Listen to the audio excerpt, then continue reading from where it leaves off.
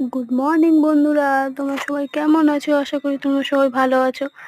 আমিও নিয়ে চলে এলাম আমার এক নতুন ব্লগ নিয়ে।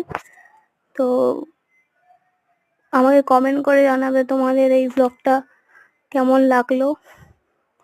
ভালো লাগলে আবারও তোমাদের জন্য এই মিনি ব্লগগুলো নিয়ে আসবো।